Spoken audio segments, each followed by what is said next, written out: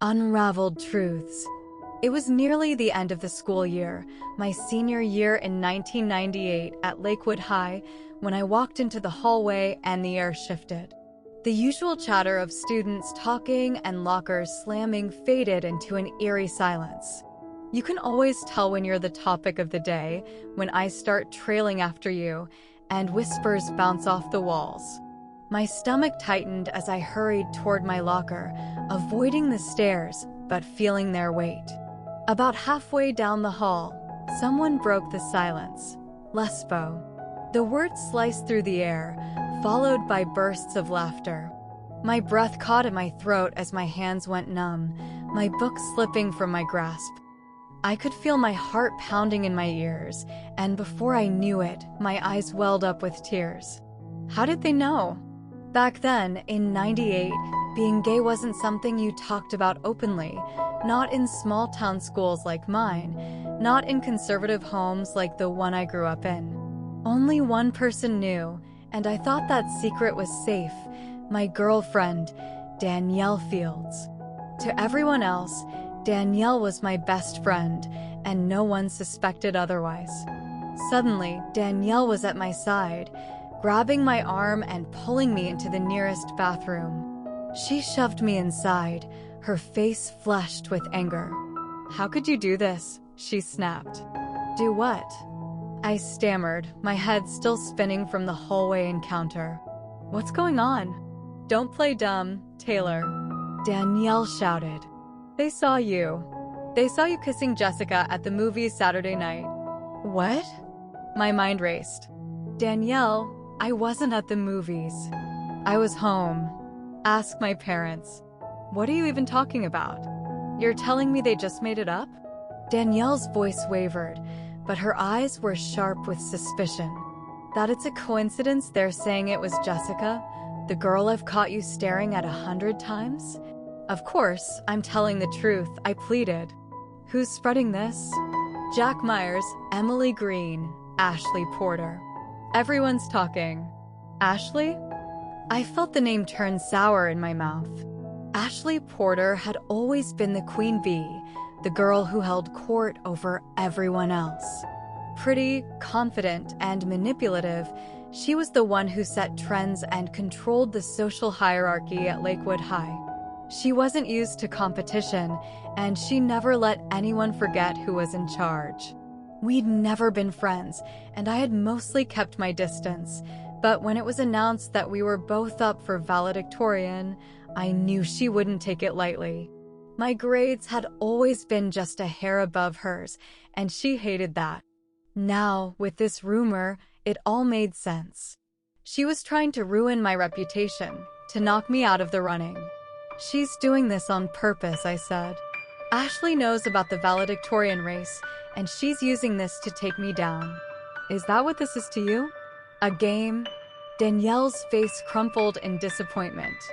"You care more about some stupid title than us?" "No, Danielle, that's not what I mean. She's lying, and she's using me to." "Then let's come out, Taylor," Danielle interrupted. "Let's just tell everyone the truth and end this mess." My heart dropped at her words. "You know it's not that simple." "Yes, it is," Danielle said, stepping closer. "You're embarrassed. You're scared. But this isn't just about you anymore. It's about us." I hesitated. "I'm not ready. I can't deal with that right now.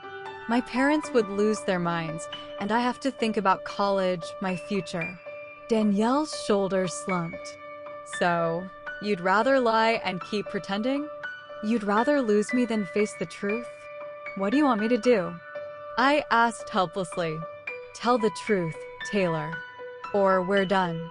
With that, she turned and walked out, leaving me standing there alone. My hands trembled as I leaned against the sink, staring at my reflection. How had everything spiraled so fast? By the time fourth period rolled around, the entire school knew. Even the teachers couldn't hide their sideways glances. I was trying to focus on my English assignment when Mrs. Pierce called me to the office. My pulse quickened as I walked through the hallway. Principal Carmichael sat behind his large oak desk, looking over the rim of his glasses when I entered. "Taylor Matthews, have a seat." I sat down, feeling my hands go clammy as I braced myself for whatever was coming next. "I hear you're up for valedictorian," he started, folding his hands on the desk. "But there have been some troubling rumors going around today." I swallowed hard. "They're just that, sir." "Rumors. Regardless of the truth, Miss Matthews, this school has a reputation to uphold," he said, his voice hardening. "We can't have our top student associated with this kind of behavior." "I didn't do anything wrong," I said, my voice steady. "Someone's spreading lies because they don't want me to be valedictorian. Be that as it may, this situation needs to be addressed." He paused. "We'll decide by the end of the week who will be valedictorian. But if these rumors continue, I'm afraid you won't be considered." My throat tightened, but I managed a calm reply. "Understood." I left the office feeling the weight of everything crushing down on me. When I got home that day, I couldn't hold back the tears. My mom found me curled up on the couch and sat down beside me.